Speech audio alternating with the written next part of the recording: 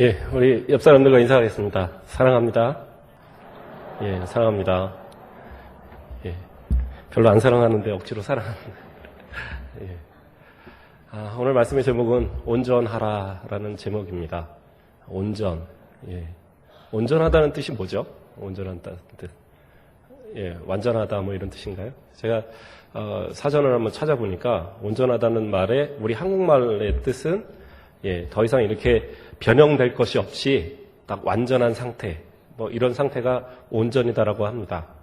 근데 이제 헬라어에서 찾아보면 텔레이오스라는 뜻으로 이게 종결짓다. 마찬가지로 더 이상 어떻게 변화될 그런 것이 없는 완성되어진 그런 상태의 그 상태를 온전하다라고 이렇게 표현하더라고요. 그래서 오늘 본문에서 나오는 것이 뭡니까? 너희 아버지의 온전하신 것 같이 너희도 온전하라라고 얘기하고 있어요. 그러니까 우리가 온전해야 되는 건 뭐냐? 하나님의 아버지의 온전하심을 딱 모델로 삼고 그리고 온전해야 한다는 거예요. 그런데 우리가 사실 완전하게 온전할 수는 없겠죠. 여기서 말씀하시는 것도 너희가 무조건 똑같이 100% 똑같이 하나님처럼 온전하게 살아라. 그렇게 할 수는 없을 거예요. 그런데 거기에 보면 뭐라고 합니까? 너희 아버지와 같이라고 얘기해요. 같이라는 건 똑같다는 의미는 아닙니다. 그래서 우리가 지속적으로 아버지를 닮기 위한 그런 모습의 삶을 계속적으로 살아가야 된다는 걸 얘기하고 있는 겁니다. 근데 이러한 것에 대해서 이야기하는 건데 어떠한 것이 그러면 온전한 삶을 살아가는 것이냐? 이것을 바로 이 앞서에서 이야기할 때 43절 말씀에 또 내 이웃을 사랑하고 내 원수를 미워하라 하셨다는 것을 너희가 들었으나 나는 너희에게 이르노니 너희 원수를 사랑하며 너희를 박해하는 자를 위하여 기도하라 라고 말씀하고 계십니다. 그러니까 온전하여지는데 제일 먼저 우리가 생각해 볼 것이 뭐냐? 사랑이다라는 거죠. 더 나아가서는 용서라는 겁니다. 용서. 원수를 용서할 수 있다라는 것. 우리는 사실은 좀 어렵잖아요. 용서하는 것이 어디 쉽습니까? 제가 전에 새벽 예배 때인가요? 한번 말씀드렸던 것 같은데 저는 잘 이해가 안 가는 인물이 아브라함과 손야고 목사님. 이 두 사람에서는 잘 이해가 안 갔던 부분이 있습니다. 왜냐하면 아브라함은 어떻게 자기 사랑하는 아들을 아무리 하나님의 명령이라도 모리아산에다 놓고 그 꼭대기에서 제단 위에다 얹어놓고 칼을 들 수가 있을까? 저는 잘 못할 것 같아요. 솔직히. 우리 담임 목사님의 믿음이시라면 가능하시겠지만 저는 아직 부목사라서 제가 칼을 들고 어떻게 도저히 자신이 없어요. 그 셋 중에 누구를 데려다가 올리겠습니까? 이게 쉬운 게 아닐 것 같아요. 그런데 아브라함은 성경을 보세요. 어떤 분들은 막 고민하고 근데 아브라함은 고민한 흔적이 없어요. 새벽에 일찍이 데리고 출발을 하거든요. 그 아이가 물어볼 때도 뭐로 별명을 할 게 없었겠지만 어쨌든 하나님께서 준비하셨다라고 얘기하면서 데리고 올라가잖아요. 이삭도 대단하죠. 또 아버지가 묶는다고 그 닭 한 아들이 묶여갖고 제단 위에 올라가는 거 대단하고. 근데 저는 참 이해를 못했습니다. 그래도 히브리서에서는 이야기하죠. 부활에 대한 소망이 있었기 때문에 하나님 분명히 다시 살리실 거란 믿음으로 했다라고 나옵니다. 그렇게 해서 이해가 갔어요. 그러면 두 번째 손야고 목사님에 대해서는 좀 이해가 안 가요. 왜냐하면 자기 아들을 죽인 동신 동인 두 아들을 죽인 데 앞장섰던 총살을 시켰던 그 안재선이라는 사람을 데려다가 사형장으로 끌려갈 딱 직전에 자기 딸을 보내갖고 살려내게 해갖고 자기 아들을 삼거든요. 나중에 양자로 삼는데 도저히 이해가 안 갔어요. 어떻게 사람으로 가능하냐? 과연 사람의 이 생각의 구조일까? 뭐 이런 생각을 했었는데 최근에 제가 이 손야고 목사님에 대해서 좀 이렇게 좀 찾아보면서 거기서 이해가 갔어요. 믿음의 사람이기 때문에 가능하구나. 두 아들이 죽었을 때 장례식에 자기가 이제 그 원고를 만들었어요. 기도문 9가지 기도문을 만들었는데 그 중에 저 2가지만 기억이 납니다. 제가 기억나는 게 하나는 뭐였느냐면 아들이 이제 유학을 가려고 준비를 하고 있었는데 큰아들이 동신이가 유학을 가려고 준비를 했었는데 하늘나라 갔잖아요. 그러니까 유학 가려고 준비했었는데 더 좋은 하늘나라 가게 하심을 감사합니다라고 썼더라고요. 그리고 또 하나는 뭐냐면 두 아들을 죽인 그 살인자를 찾으면 내 아들을 삼겠다라고 마음 주시면 감사합니다라는 그 고백을 써놓은 거예요. 그러니까 아예 기도문에다 그렇게 써서 발표를 해버렸어요. 장례식에. 그리고 진짜 그것을 지켜냅니다. 그런데 저는 그게 어떻게 가능할까? 그 딸이 쓴 책을 보면 정말 자기가 셈이 날 정도로 이렇게 되게 사랑하고 이렇게 아끼고 하는 모습을 보였다고 합니다. 그런데 어떻게 가능할까? 근데 그 살아있는 그때를 기억하는 사람들의 또 증언들이 따로 이렇게 기록된 게 있더라고요. 제가 인터넷을 찾아보니까. 근데 뭐라고 나오냐면 그 양아들 앞에서는 정말로 사랑을 다했고 혹시라도 상처받을까봐 전혀 내색하지 않고 정말 사랑으로 다 대했지만 같이 밥을 먹을 때면 돌멩이가 이렇게 내려가는 것 같은, 돌멩이를 씹는 것 같은 그런 마음으로 그걸 먹었다라고 얘기하더라고요. 사람이니까 그렇잖아요. 안 그러겠습니까? 사람인데 자기 자식을 죽인. 그런데 그 신앙으로, 그 믿음으로 그걸 이겨내고 자신의 아들로서 그렇게 삼은 그 모습을 보면서 그래, 그러니까 진짜 믿음의 사람이구나. 그러면서 이해가 가더라고요. 만약에 전혀 가슴 한번 아프지 않았다 그러면 저는 지금도 이해를 못할 것. 그런데 그 모범을 보이시는 분이 누구냐? 우리 하나님 아버지시죠. 정말 우리가 죄인 되었을 때, 우리가 의인 되었을 때가 아닙니다. 우리가 아주 의로운 공도를 베풀었을 때가 아니라 우리가 죽을 수밖에 없는 죄인인데 우리를 대신해서 예수 그리스도를 이 땅에 보내셔서 십자가에 달리게 하셨어요. 십자가에 달려서 돌아가시는 그 순간에서도 예수님을 조롱하는 그들, 예수님을 막 욕하는 그들을 바라보면서 예수님 하시는 얘기는 저들을 용서해달라는 그러한 고백이었습니다. 예수님의 마음, 하나님의 마음, 그 마음을 닮은 그러한 우리들의 모습이라고 한다면 우리는 용서해야 한다는 거죠. 그러지 않으면 우리가 어떻게 하나님 앞에 내가 하나님의 자녀라고 말하겠습니까? 근데 오늘 본문을 가만히 읽어보면요, 특이한 상황이 있습니다. 뭡니까? 그러므로 하늘에 계신 너희 아버지의 온전하심. 그러니까 예수님께서 내 아버지의 온전하신 같이라고 말하지 않으셨어요. 너희 아버지다라고 얘기하고 있습니다. 하나님께서 너희가 잘했던 온전하든 아니든 그게 문제가 아니라 먼저 하나님은 우리 아버지가 되어주셨어요. 예수 그리스도를 이 땅에 보내심으로 인해서 우리가 예수 그리스도를 나의 구주로 고백하는 누구든지 하나님은 아버지가 되어주셨어요. 그런데 그 아버지의 자녀라고 한다면 닮은 모습이 있어야 될 거 아니에요. 닮은 모습. 예수님은 철저하게 하나님의 그 뜻에 따라서 그 십자가를 지시고 그 모습을 다 보여주셨잖아요. 그러면 우리는 그 하나님 앞에 하나님의 온전하신 것 같이 우리도 온전하려면 어떠한 모습을 가져야 되겠어요? 당연히 용서의 모습을 가져야 되지 않을까요? 김동인의 그 발가락이 닮았나라는 소설이 있습니다.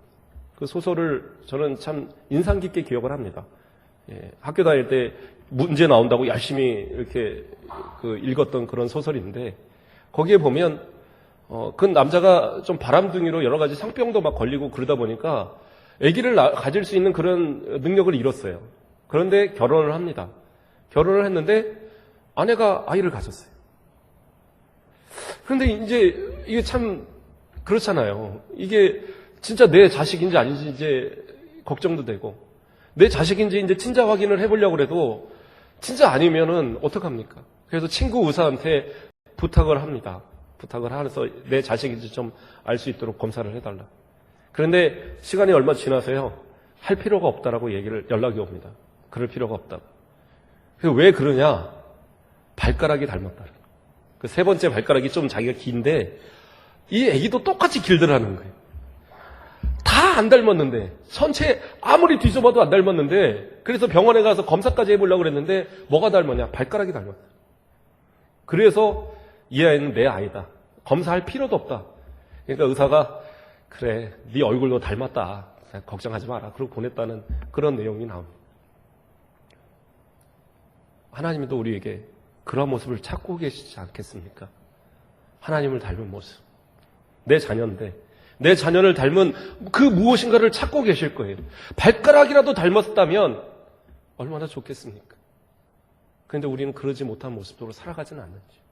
분명히 하나님 자식인데, 분명히 하나님을 아버지라고 부르는 그런 우리의 모습인데, 우리는 하나님을 닮지 못한다면, 마귀의 자식처럼, 마귀 닮은 모습으로 살아간다면, 마치 옆집 아저씨 쫓아다니면서 우리 아빠 해주세요 하고 돌아다니는 그러한 철없는 아이처럼 혹시 그러한 모습으로 살지는 않는가라는 거예요. 근데 예수님은 얘기합니다. 너희 아버지 온전하신 것 같이 너희도 온전하라고. 그래서 우리는 원수까지도 사랑하는 그러한 용서가 필요한 겁니다. 용서하는 게 쉬운가요? 어렵습니다. 쉽지 않아요. 그래서 우리는 생각합니다. 도대체 얼마만큼 용서해야 합니까? 그걸 베드로도 물어봐요. 예수님한테. 예수님, 한 7번쯤 용서하면 되겠습니까? 7번쯤. 근데 7이라는 숫자가 작은 숫자가 아닙니다. 왜냐하면 랍비들은 보통 한 3번 용서 가르쳤답니다. 좀 더 경건하다고 말하는 사람들이 한 5번 얘기했대요. 근데 7번이면 진짜 많이 쓴 거거든요. 근데 예수님은 뭐라고 얘기하십니까? 7번? 7번씩 70번이라도 해라고 얘기하세요. 그러면 그게 숫자를 얘기하는 겁니까? 어떤 사람은 그걸 또 숫자로 계산해요. 그게 77이 49, 490번. 그럼 한 490번 용서한다면 그 다음에 넌 죽어. 그건 아니죠. 예수님이 생각하신 것은 그러한 양이 아닙니다. 뭡니까? 대상이에요, 대상. 누구를 용서할 것인가. 그래서 이야기하는 게 뭡니까? 내 이웃을 사랑하고 내 원수를 미워라 하였던 것을 너희가 들었으나 뭐라고 합니까? 나는 너희에게로니 너희 원수를 사랑하며 더 나아가서는 너희를 박해하는 자를 위하여 기도하라. 용서하라는 거죠. 그러니까 어떤 분은 또 그래요. 그러니까 원수가 아니니까 용서 못한대요. 원수는 용서할 만한데 물론 가까운 사람이 더 용서하기 어려울 수도 있습니다. 믿었던 사람이 배신하면 정말 용서하기 어려울 수 있어요.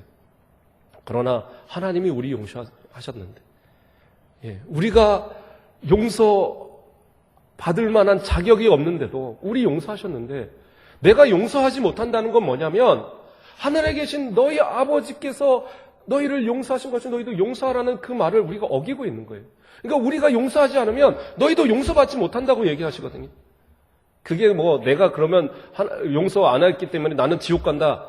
그 의미라기보다는 진짜 하나님을 닮은 하나님의 자녀라면 용서하는 모습이 나타날 수밖에 없다라는 거예요. 아내하고 남편이 싸워도요. 용서하십시오. 어떻게 용서합니까? 예수님 생각하고 하나님 생각하고 저도 날마다 그렇게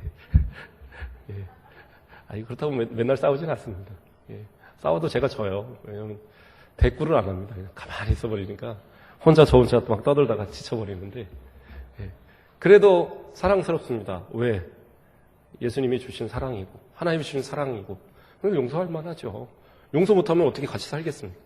서로가 용서하고 사랑하고 이웃도 사랑하시고 더 나아가서는 원수도 사랑하시고 그것이 하나님께서 우리에게 요구하시는 온전함의 모습이다라는 겁니다. 그리고요 또 하나를 얘기합니다. 용서라는 것을 제가 얘기 드리면서 부탁드리는 건 뭐냐? 용서를 구하는데도 지체하지 마십시오. 용서를 구하는 데서. 에베소서 6장 4절에 보면 어떤 말씀이 나옵니까? 아비들아 자녀들을 노엽게 하지 말라라는 부분이 나옵니다. 이 부분에 있어서 저는 날마다 좀 새겨봅니다. 저도 한 성깔 하거든요. 저도 막 뭐 이렇게 역 같은 것도 이렇게 툭 부러뜨리고 뭐 다 합니다.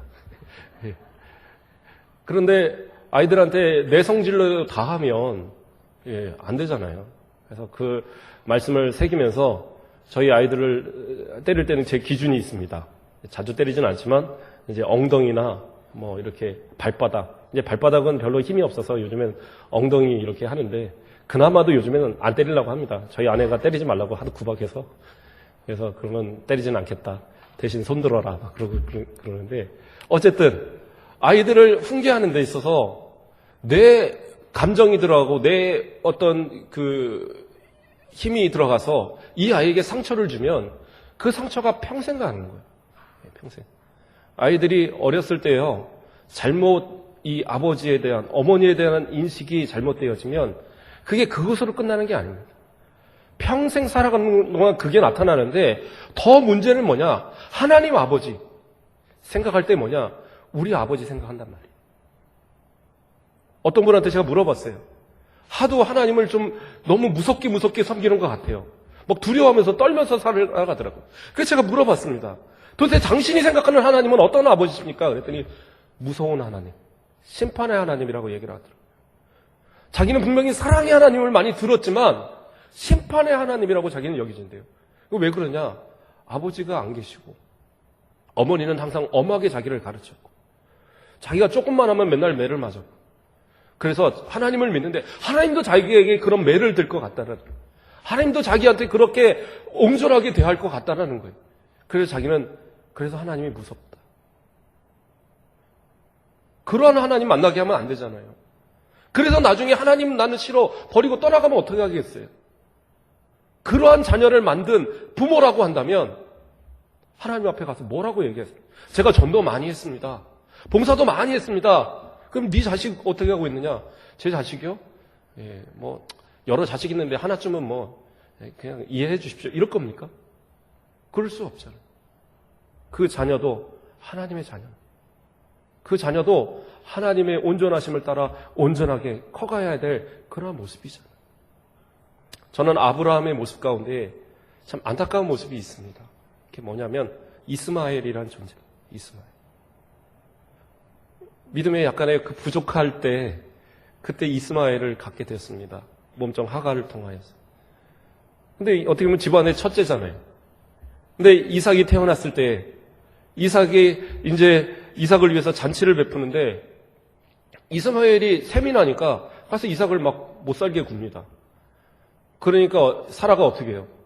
아, 화가 나갖고 저 당장에 하갈하고 이스마엘 쫓아내버리자고 얘기하고 그때 하나님이 허락을 하셔요. 그래, 내가 이삭을 택하고 이삭을 사랑하니까 사라의 말 들어라. 근데 그렇다고 해서 매몰차게 쫓아내라는 얘기는 아니거든요. 근데 어떻게 쫓아냈느냐? 물 한 주머니하고 떡 한 덩어리하고 그렇게 해서 보내버렸어요. 그래서 광야로 나간 이 하갈이요, 자식을 데리고 물이 없어서 거기서 다 죽어가면서 하나님 앞에 애통을 합니다. 그때 하나님께서 어떻게 해요? 반석에서 물을 내서 먹게 해주시고, 그로도 아브라함에게 약속과 같이 큰 민족을 이루겠다고 약속을 하시거든요. 그런데 나중에요, 아브라함의 장사를 지낼 때 어떻게 했느냐? 이삭만이 장사 지내지 않았어요. 이스마엘과 이삭이 함께 장사를 지냈다라고 성경은 기록을 합니다. 근데 저는 거기서 생각을 합니다. 단 한 번만이라도 아브라함이 이스마엘에게 내가 미안했다, 너도 내 자식이다라고 한마디만 해줬으면, 그 이스마엘이 그렇게, 그 대대의 손손, 이게 왼수가 되는 그러한 관계는 되지 않지 않았을까. 상처받은 그러한 모습. 그건 저의 생각입니다. 그러나 어쨌든 용서에 대한 부분들, 때로는 용서를 구할 때 자녀들에게 내가 너무한 일이 있으면 용서 구하십시오. 그게 참 좋은 것 같아요. 저는 아버지를 참 존경하는 부분 중에 하나가, 제가 좀 억울하게 한 번 맞은 적이 있습니다. 저는 좀 많이 잘 맞았는데 아버지도 이 감정 컨트롤이 잘 안 되셔서 한 번 때리시면, 그게 많이는 안 때리셨는데 제가 제일 마지막 맞았을 때입니다. 마지막 맞았을 때 한 30분을 매를 드셨어요. 때리다가 포기하시더라고요. 그러니까 제 생각에는 아버지도 이제 나이 드셨구나 뭐 이런 생각이 좀 들고 그랬는데, 그때 사건을 한 2년 뒤가 지난 뒤에 저희 아버지가 저한테 그러더라고요. 아들아, 미안했다. 내가 그게 항상 마음에 걸렸다. 근데 솔직히 저는 다 잊어버렸었거든요. 그리고 그것이 오히려 저한테는 득이 되는 길이라고 저는 이미 이해하고 다 생각하고 있었는데, 아버지는 그게 마음에 걸렸던 거예요. 걸려서 이따 그 얘기를 하시더라고요. 그래서 아버지 괜찮아요. 저 전혀 그러지 않습니다. 그렇게 답해드렸던 기억이 나는데, 때로는 그러한 고백을 해보세요. 괜찮아요. 근데 그것이 없기 때문에 자녀들이 그 노여움으로, 그 마음 가운데 그 분노로서 커가면서 나중에요, 내가 나이만 들어봐, 이런 마음 갖는 자식들이 상당히 많아요. 제가 예전에 아이들한테 한번 물어봤어요. 중고등부를 가르칠 때 중고등부 아이들한테 한번 물어봤어요. 부모가 죽이도록 싫은 사람 손 들어봐라 했더니 진짜 손을 든다니까요, 아이들이. 깜짝 놀랐어요. 불러다가 그러면 안 돼. 그래도 전혀 안 그럴 것 같은 착한 아이도 그렇게 손을 들더라고요. 풀어주셔야 돼요. 왜? 그것을 통해서 하나님에 대한 이미지를 발견하기 때문에. 원수도 사랑하라고 말했습니다. 그렇다고 한다면 내 자녀도요, 내 아내도, 내 남편도, 내 형제도, 내 부모도 사랑할 수 있고 용서할 수 있어야 되고, 또 내 잘못에서 용서를 받을 수 있는 그런 모습이 있어야 돼요. 그것이 진짜 온전한 모습들이 아니겠습니까? 또 오늘 온전에 대한 모습을 살펴볼 때요, 43절에 보면 무슨 말이 나옵니까? 또라는 단어가 나옵니다. 또. 그러면 그 앞에 뭐가 또 있다는 거죠? 예. 또 27절로 가도요, 또라는 단어가 나옵니다. 예. 그리고 또 앞에서도 또 이렇게 나와요. 그러니까 이 문장들은 계속 연결이 되고 있는 거예요. 예. 그 앞에서는 무슨 얘기합니까? 살인하지 말라, 또 가늠하지 말라, 이거에 대한 해석들을 예수님이 얘기해 주시는데, 그건 무슨 얘기입니까? 예. 문자적으로만, 지식적으로만 신앙생활 하지 말라는 거예요. 문자적으로 나는 살인 안 했으니까 난 말씀 잘 지켰습니다. 그거 온전한 거 아니라. 문자적으로 나는 간음하지 않았으니까 나는 온전하게 잘 살고 있습니다. 그거 아니라는 거예요. 뭡니까? 마음으로도 욕하고 저주해도 안 되는 거예요. 저희 아내가 뭐 욕이라고까지 할 건 아니지만 옛날에 좀 험한 말을 좀 하더라고요, 한 번. 그래서 제가 깜짝 놀라서, 나는 평생 살아가면서 한 번도 안 하는 거를, 그래서 제가 막 뭐라고 그랬어요. 그랬더니 저희 아내가 저한테 그러는 거예요. 아, 이 정도는 나는 사람 다 해. 그러더라고요. 무슨 소리냐. 예, 안 된다. 그랬어요. 얼마 전에 제가 다시 한번 얘기했어요. 요즘엔 그런 말 안 쓰네. 그랬어요. 그랬더니, 아, 당연히 안 쓰지. 그만큼 컸다는 거죠. 예. 나이가 컸다는 것보다 믿음이 자라고 또 말씀을 배우고 변화가 되는. 우리 성도님들이요, 자녀들이 쓰는 말투 한번 보십시오. 누구 말을 쓰고 있느냐?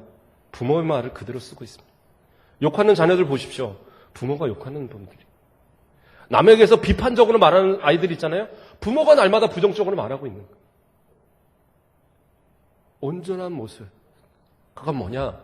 하나님의 말씀을 문자적으로 아는 것이 아니라 그게 마음에 믿어져야 하고, 그 믿어진 것이 내 삶을 통하여 나타나야지 그것이 진짜 온전함이다라는 거예요.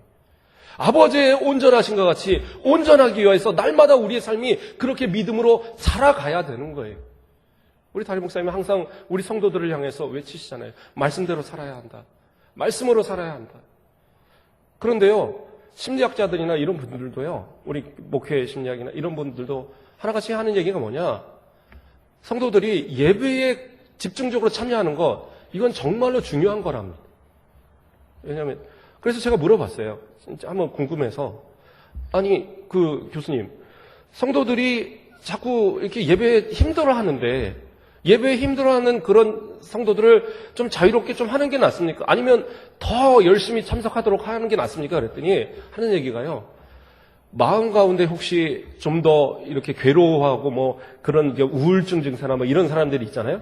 이런 분일수록 더욱더 교회 신앙생활 열심히 해서 말씀을 잘 듣도록 하는 것이 중요하대요. 왜냐하면 그 말씀을 통해서 내가 평안을 얻고, 그리고 그 가운데서 위로를 얻고 회복이 되어야지 세상의 방법으로서는 한계가 있다라는 거예요. 뭐 의사들 쫓아다니고 막 하면서 내 마음에 위로받으려고 하지 마세요. 뭐 상담 중요한데, 상담 받아서 돈 막 10만 원씩 들여가면서 뭐 한 번에 15만 원, 뭐 비싼 데는 한 20만 원씩도 한 번에 받는다는데, 그렇게 하면서 하지 마시고 말씀을 들으세요. 오셔서 하나님의 말씀이 자꾸 공급되어지면 그 말씀을 통해서 그것이 아멘 되어지고, 그 아멘으로 통해서 내 마음 가운데 믿어지고, 그리고 삶 가운데 그걸 자꾸 지켜가는 거예요.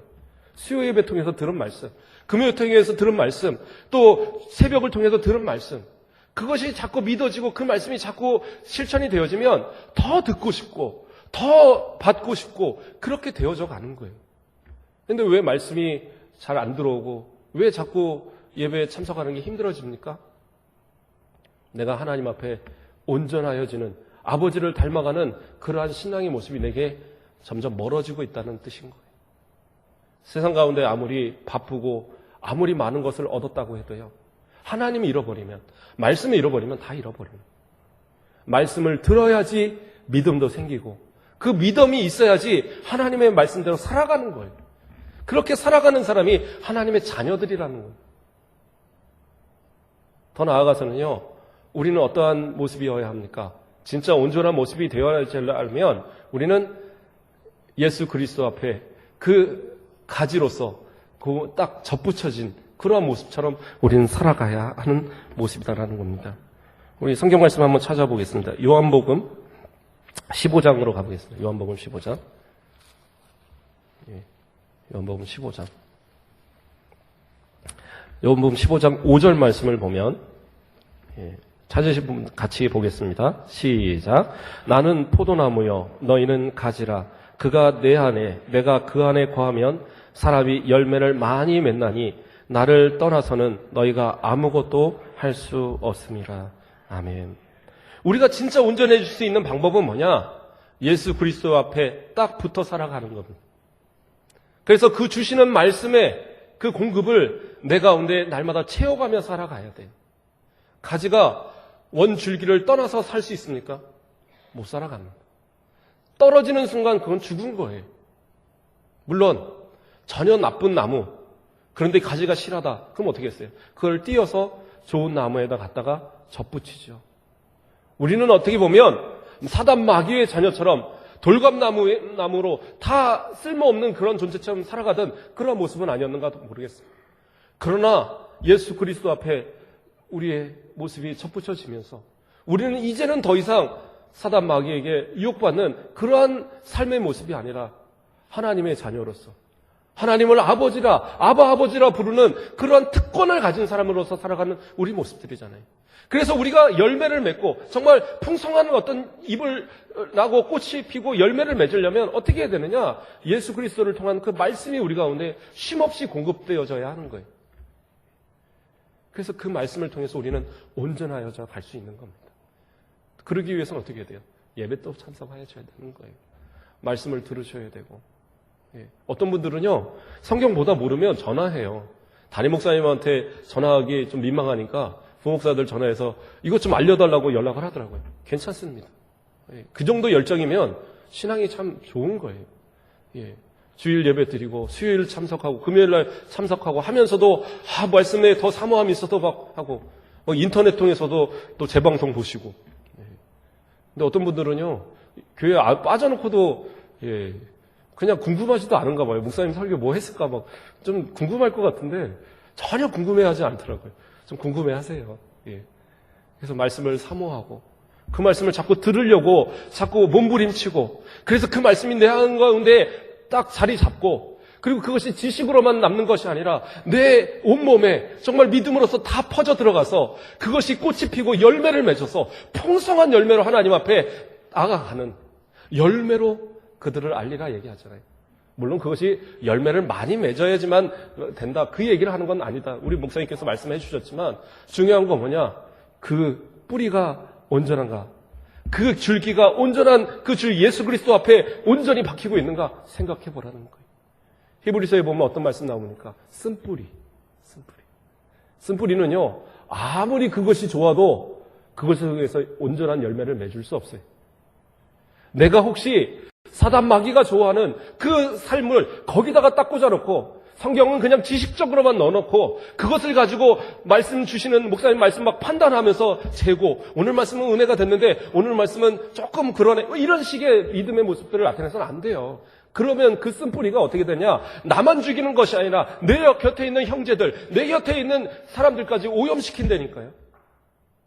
진짜 신앙의 열매를 온전히 맺는 사람들은 쓴뿌리를 제거해야 합니다. 내게 혹시 불평과 불만의 마음이 나오면 그것을 내 입술로 내기 전에 하나님 앞에 기도하세요. 내가 쓴뿌리는 아닌지. 내가 이걸 통해서 우리 주품교회를 병들게 하는 존재는 아니지. 혹시 내가 이러한 모습을 통해서 많은 사람들이 주님 앞에 오는 그 길을 가로막는 그런 방해물이 되고 있지는 않은지. 목사님 그러면 저는 그냥 교회 나가랍니다. 그것도 아닌 거예요. 변화되시라고요. 쓴뿌리는 뽑아버리십시오. 그리고 오직 그 신실하신 그 예수 그리스도 앞에 우리의 줄기를 딱 붙이고 그리고 그 예수님의 그 말씀 목사님을 통해 주시는 말씀들을 아멘 아멘 빨아들이세요.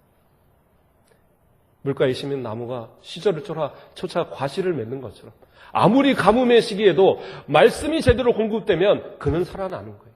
그는 열매를 맺는 거예요. 우리 아버지의 온전하신 것 같이 예수님은 분명하게 얘기하십니다. 너희 아버지라고. 다시 말해서 우리 아버지라고 말하고 계시는 거예요. 아버지를 좀 닮아가 보세요. 하나님이 야 도대체 너 어디 닮았냐? 내 자식인데 도대체 어디 닮았냐? 찾는 그러한 사람 되지 마시고 저 기도하는 거 아버지 닮았잖아요. 저 말씀 듣는 거 아버지 닮았잖아요. 저 원수도 사랑하는 거 아버지 닮았잖아요. 하나님께서 내 자녀 사랑하는 것 같이 저 사랑하는 것도 아버지 닮았죠. 아버지의 온전하신 것 같이 온전하게 살아갈 수 있는 내 모습 되게 해주십시오. 그렇게 기도하고 그렇게 삶을 살아가시는 저와 여러분 되시길 주님의 이름으로 축복합니다. 기도하겠습니다. 사랑의 하나님 감사를 드립니다. 하늘에 계신 너희 아버지의 온전하신 것 같이 온전하라 말씀하신 그 말씀을 우리 가운데 주심을 감사를 드립니다. 아버지의 온전하심을 따라 자녀답게 온전의 삶을 살아가는 우리 모두들 되도록 더욱더 주님 앞에 순종하고 하나님의 말씀 가운데 날마다 거할 수 있는 우리 모든 성도들 되도록 인도하여 주시옵소서. 예수 그리스도의 이름으로 기도합니다. 아멘.